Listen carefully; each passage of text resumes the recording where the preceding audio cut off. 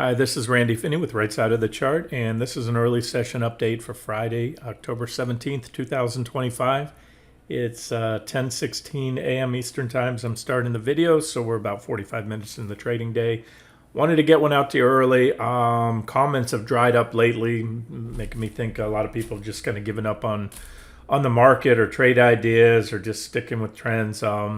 Wanted to get this one out early. We fired off a bunch of sell signals on the metals. As you know, I've been patiently waiting and watching. Initially, I was waiting to see this trend line break on gold, but it went parabolic. So this is a gift. You know, I talked about that before. Those near vertical advances are usually, especially when accompanied with a high volume. I don't know if you can see my volume bars. I'll do what I do. I'll turn them up so you can see those. You see it in silver as well. Very indicative of at least a near-term buying climax, potentially, an end of trend buying climax. Right now, the day is very young. Let me repeat that. The day is very, very young. We're only 45 minutes into a 6.5-hour trading day. But as of now, we've got some nice fat bearish engulfing candles on gold. Trendline breaks, sell signals across the board. So I've been waiting for this one for a while. Now that trend line that earlier I was waiting to break to engage the metals and miners and on the short side is certainly a potential pullback target. And if you drop down to my 60-minute chart, you can see that's still the final target there. This is the one I got out to you today. This is the same primary uptrend line right there. And this is what I call a minor trend line. These minor trend lines usually give you corrections when broken. And this correction, you can see where I think it's going to go. And as I said, and I often say, GDX is just going to move in a multiplier of gold. So I have more aggressive price targets on GDX, silver the same. That's a minimum, just a correction of, what would it be if hit? If hit, it's going to be about a 5% correction in gold. But certainly the potential, based on everything I just started the video out with, buying climax, bearish engulfing candles, the potential to be a lot more. So I may, on these trades, I'll let you know. As always, I'll update. I may just set stops and let them ride if they start to pan out. Okay, so again, more meat on the bone on silver, platinum, palladium. Silver, just a beautiful little wedge breakdown. I got that one out too because I wanted to get everything out quick. It takes a while to mark up and do these posts. So in the palladium, it was the palladium set up today. Yesterday I gave you platinum. I told you palladium looked almost identical. And keep that in mind, guys. Birds of a feather here. I do a shotgun approach because you never know which one's going to play out more. I can now tell you with confidence that silver will most likely drop more than gold. GDX will most likely drop more than gold, but there's never any guarantees to any of this. So I like a spread bets. And hey, we're in the most powerful uptrend in decades in both of those. So maybe these sell signals prove to be whipsaw signals, and that, my friends, are what stops are for. So if you took it or decide to take it, then just set your stops commensurate to your price targets where you think it's going. If silver hits this longer term, you can see, let me get all these old lines off. This is so every time I have to update these charts. Let me take off some of these lines here, get this out of the way so this chart's a little cleaner. I don't like busy charts. All right, but what you do see here is the primary uptrend line in silver, which starts from right here in the April lows, like so many other things. And even if silver is in some super duper, bull market with a lot more room to run, like so freaking many. I can't turn the TV on and find anyone bearish on gold, silver, and that's why I think you could see a crash coming out of these guys. But where I'm going with that is, let's just say that's true. And I think even the most ardent bull is going to be cognizant or acknowledging that a correction is due at some point, and it's a correction they're looking to buy. But so my point is, you could drop down to this trend line, and all you're doing is just returning and retesting the primary bull market uptrend line. So I don't think that's an aggressive call by any means. And however, just to put it in perspective, because I would like to short that down, that'd be a drop of about 20% right there in silver. Now, first things first, got to get through, each of these are support levels. And again, there's been a voracious is almost an understatement, a voracious bid on especially silver. With there's a short squeeze going on. I'm sure you've read about it. They're flying planes full of gold from New York over to London because the differential over there, the price difference, it's a short squeeze going on, and that's what's caused silver to do this. But again, guys, I read the charts. If you are going to trade off the news and the headlines, good luck. Let me know how that works out. You're driving, looking in the rearview mirror. You're literally driving backwards. News, by the time you read it, it's usually priced into a security. And again, you can see we have what may be a potential buying climax going on here. And there's a primary uptrend line on silver on the daily. So they could catch it here and boom. And all this, I do this video all for nothing, but make a point to get these out to you quick. Been waiting, and I'm going with those intraday 60 and 120-minute chart breakdowns. I think that will do the trick. A lot of hot air. I would prefer to see the dollar breaking out. Remember, I watch very closely the U.S. dollar and factor that into my analysis in gold. Now, with that being said, so far, my outlook and call is correct. This was a call to major bottom here at the top bottom of this trading range. Gave you two price targets, the first of which was hit. We broke out of the bullish falling wedge, the downtrend line that comes off that high. This is kind of recap for those new to the site or just catching up. And as I've been saying and maintain, if and as we break above this T1, that we already hit it. We pulled back, we corrected.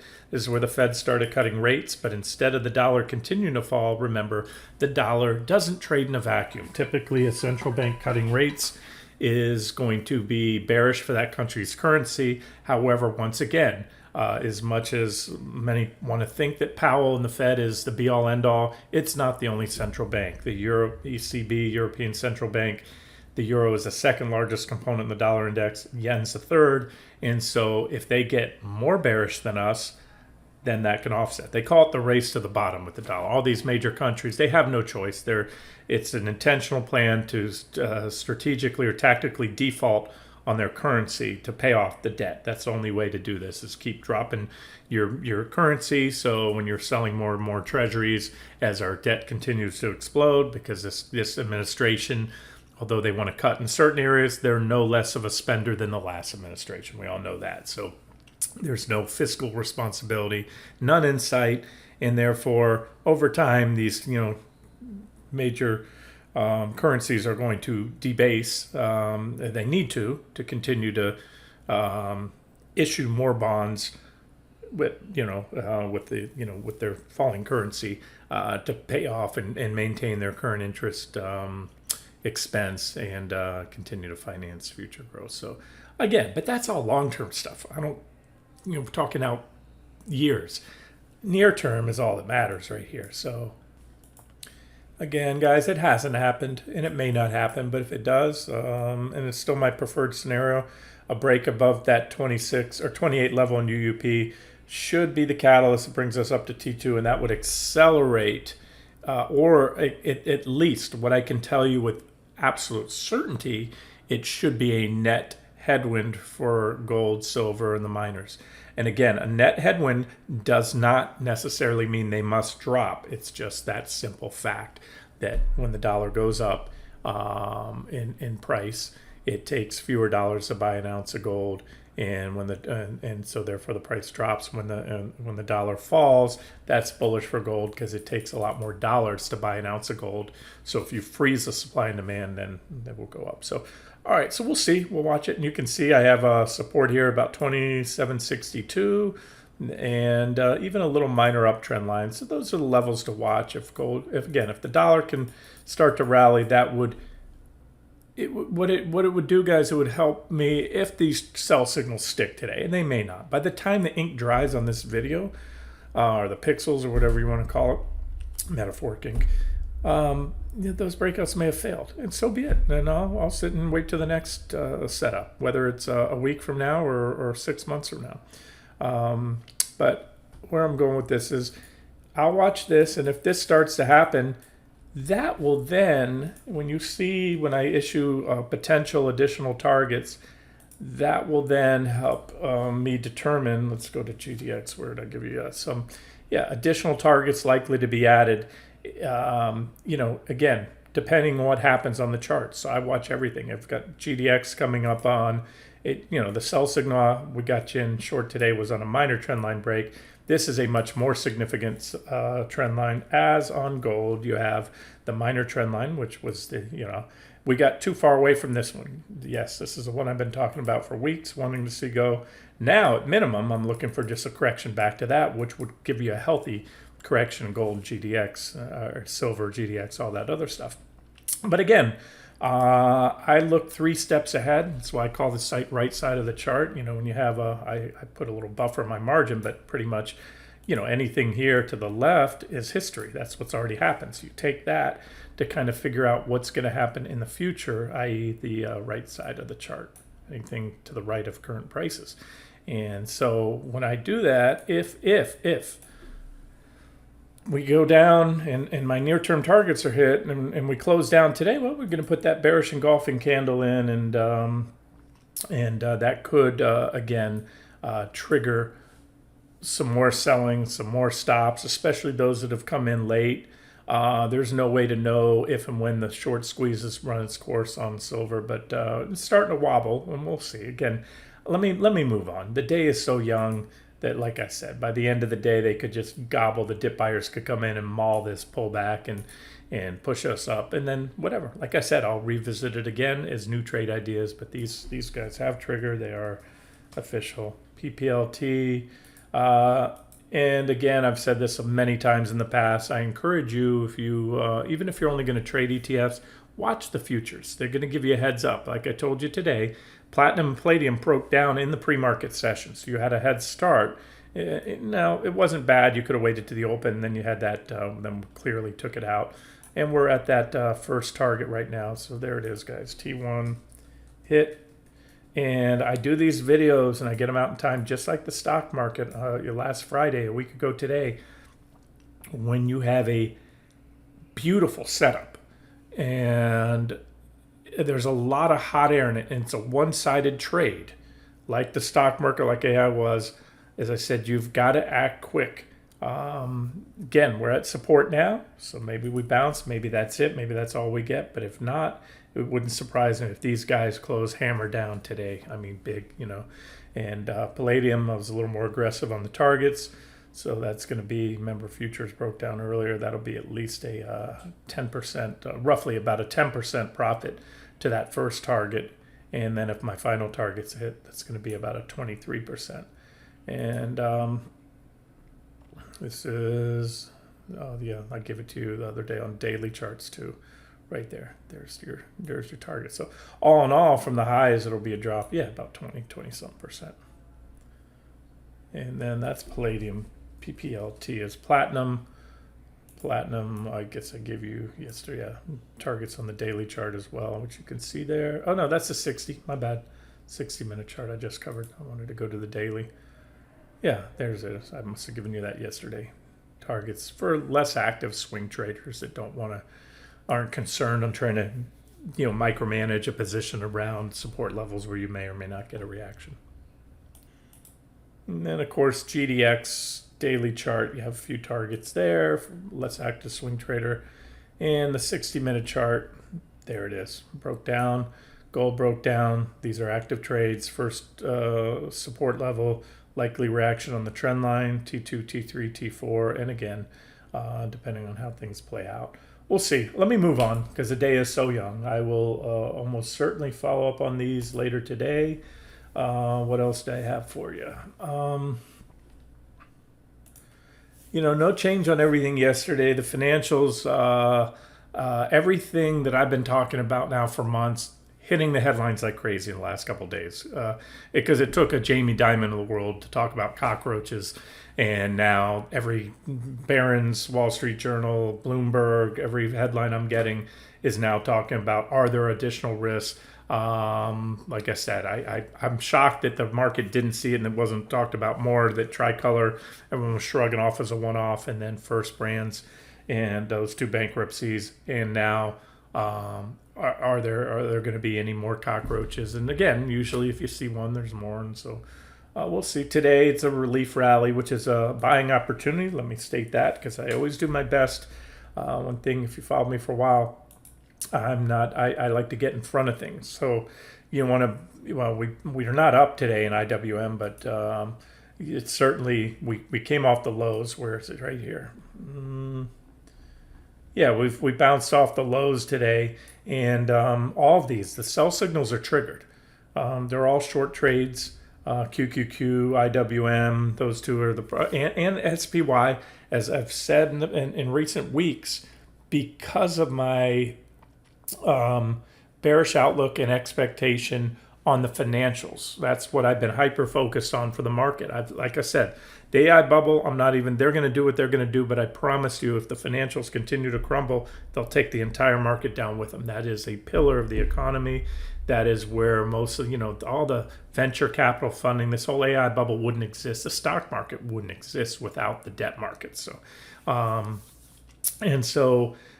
that's where I've been focused. So the point is, if that is the first shoe to drop, AI bubble will be the last. It's just the hope and hype. And if the financials start to fall, my point is the S&P 500 will fall as much, possibly more, than the NASDAQ. In almost all points in time during stock market corrections and bear markets and bull markets and rallies, the NASDAQ 100, which is tech-heavy, higher growth companies, doesn't have your steady Eddie dividend-paying grandma's utility stocks and a lot of financials. So usually 9 times out of 10, I'll trade the NASDAQ 100 over the S&P 500 for the juice. But if the financials do buckle and there's a problem, that's where these fissures that I've been warning about and now are starting to show or turn into cracks. If those continue to widen and the financial sector takes a hit, especially if there's a big, another big blow up, hedge fund, mutual fund, bank, regional bank, could come from anywhere, non-bank financial, that's where a lot of the risk is, then you're going to see the S&P drop more because it is the second largest component behind technology at a weighting of, last I checked, about 14%. Remember, there's 11 sectors, so that's a big one. The NASDAQ has virtually no financials in it. So I just wanted to say that for those of you that might prefer to trade the SPUs, which are the S&P 500 futures, ES, they have the micros too, MES, I think it is. As long as these weren't one-off events, and they could have been. Like I said, you can't write anything off yet. We're just right off the high, so I'm not trying to get too ahead of myself here on all this, but we have pretty solid sell signals, and although I might not be the most rigid rules-based trader in the world, I do trade off on instinct and gut, sometimes getting long before a breakout on something I feel confident about, or shorting something before it breaks down.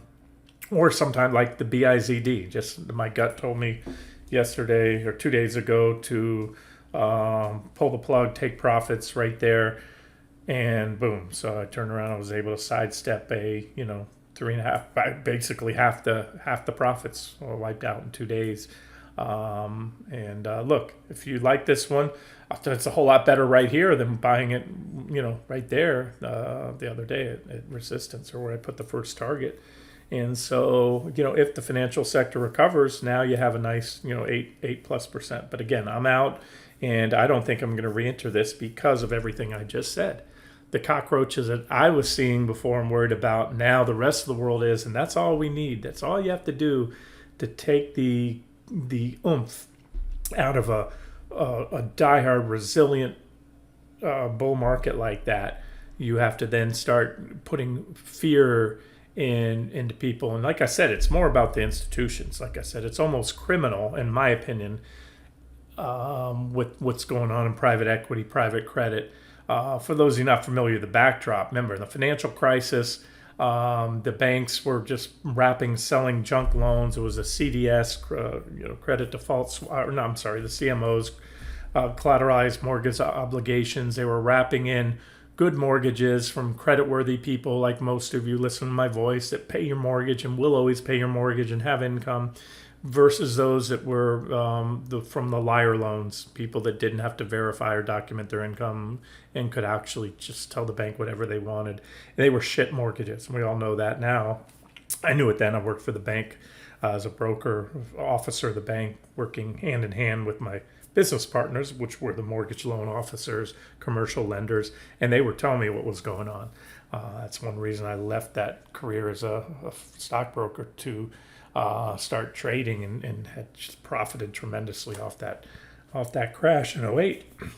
But where I'm going with this is, what they did is then the regulators came down and said, we can't let this happen again. So all you've heard about for the last couple of years, if you really follow the financial markets, is, oh, this time it's different. The banks are much stronger.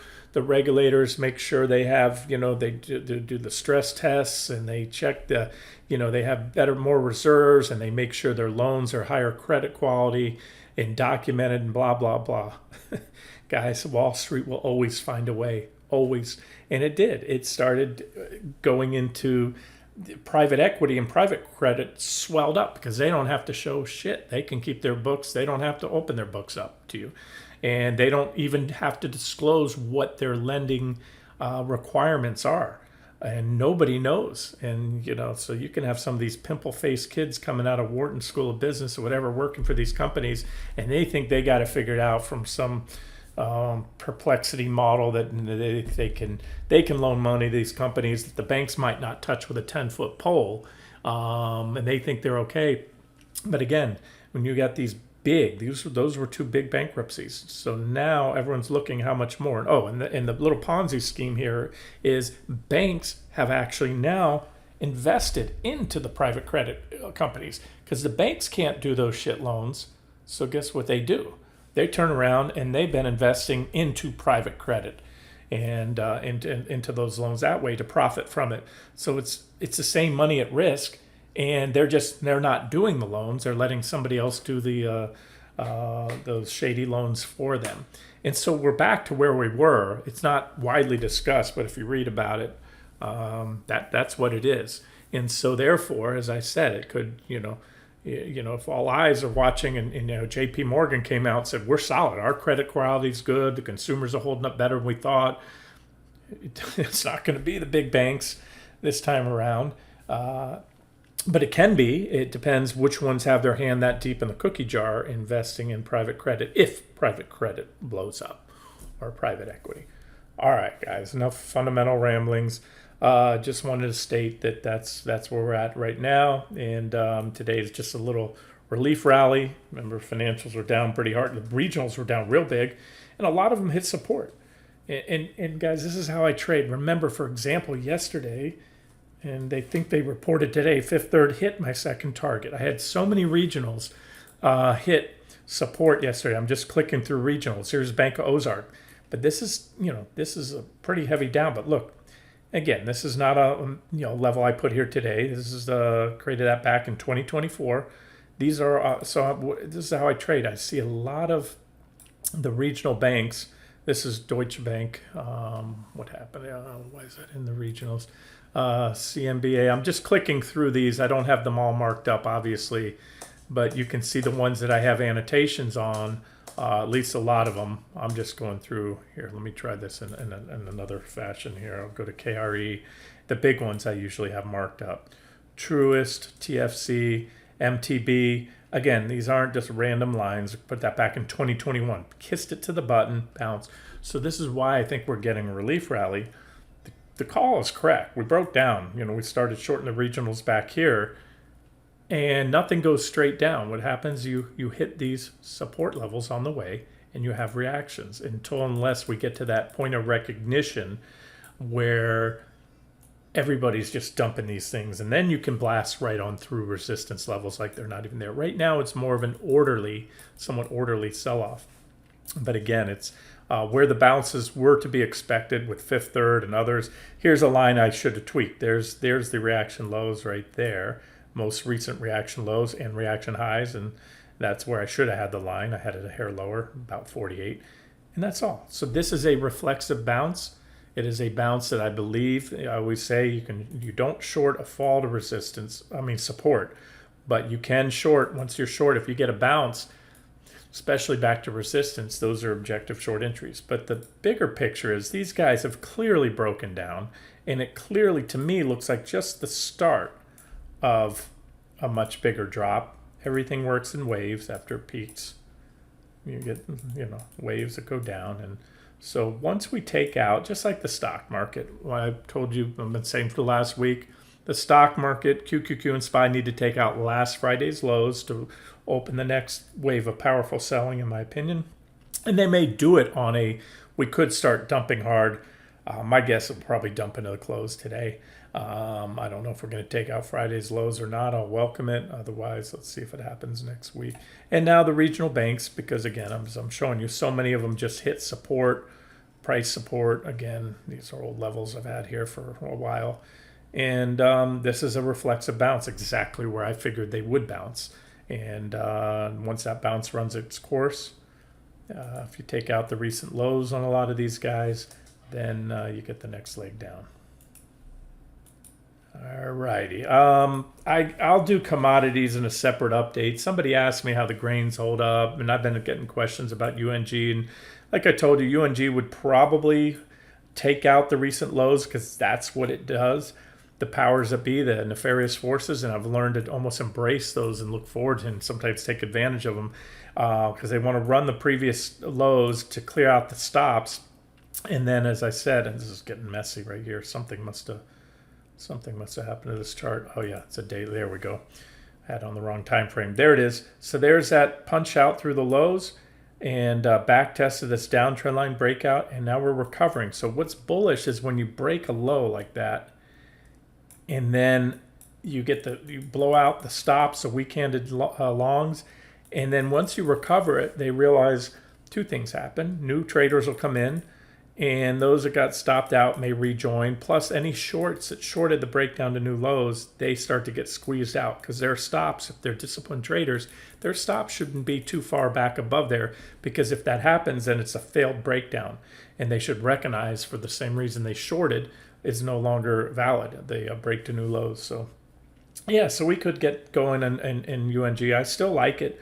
I'm not crazy about the fact that it retested that low, but that's where we initially took it. And I just wanted to say, now that we broke down, back tested, and regained, especially if we can get back above this level, it should really start to run.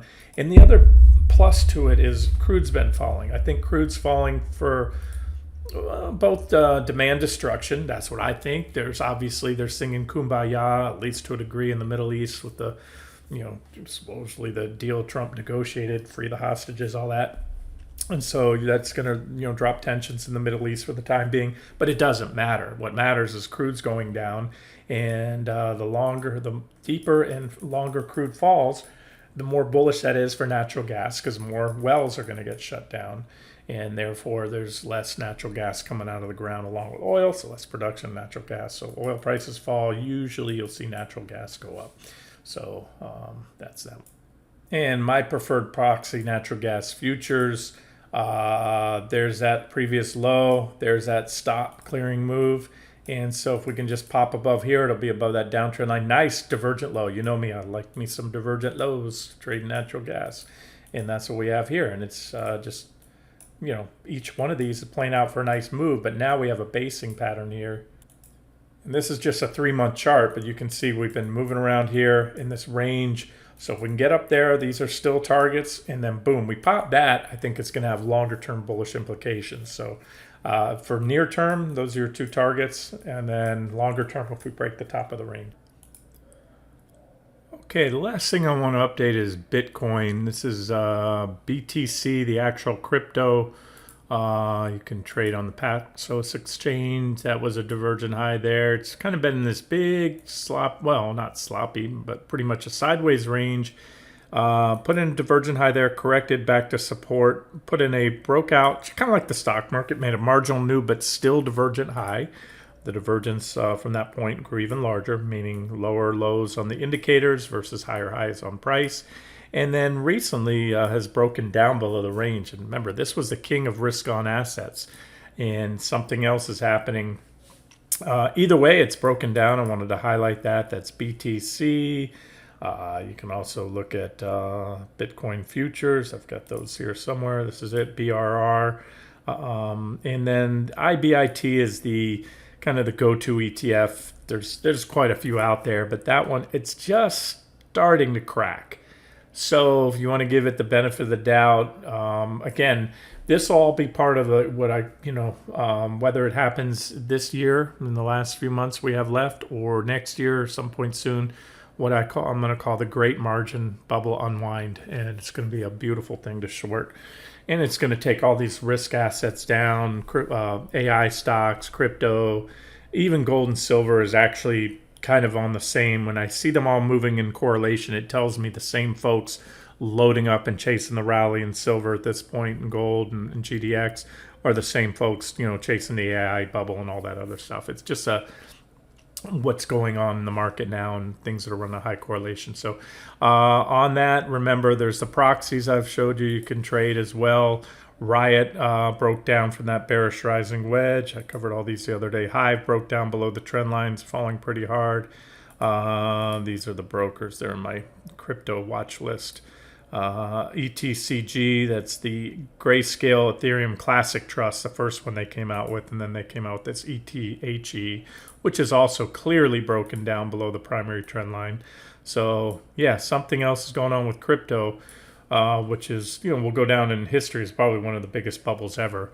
In fact, the tulip bubble in Holland, which was the first probably well-known famous bubble, I think that had more value, because at least a tulip, something you can go home and put in a vase and give to your wife or whatever, make her happy. Crypto it's nothing. And one day I think I would love to see the day where it's just gone and down to nothing. But again, doesn't matter what I think and what I want. Here's the technical. So this one's broken down, and you'll have, just like trading GDX versus gold, meaning the miners, these alternative plays. That's Litecoin. I'm just clicking on my holdings. Mara Digital Holdings, Coinbase. You usually get more bang for your buck when these peripheral plays, these MicroStrategy.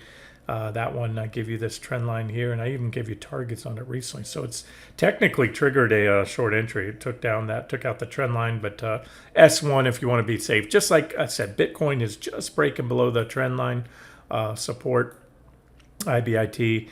And so if it can build on these losses, take out that minor support there. This is not a direct, this is an indirect play, MicroStrategy. Then it opens the door to these targets. And remember, these are the same. I retasked them. We shorted it back here originally, right after the top, bearish engulfing candle.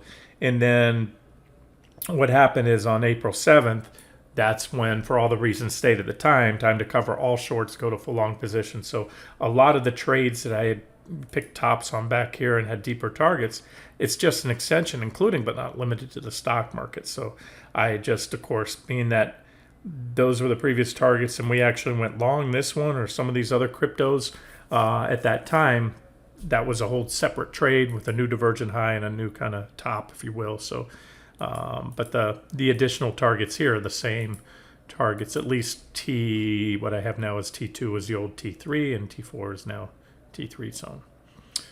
All right, let's wrap it up here. Let's see how the day plays out.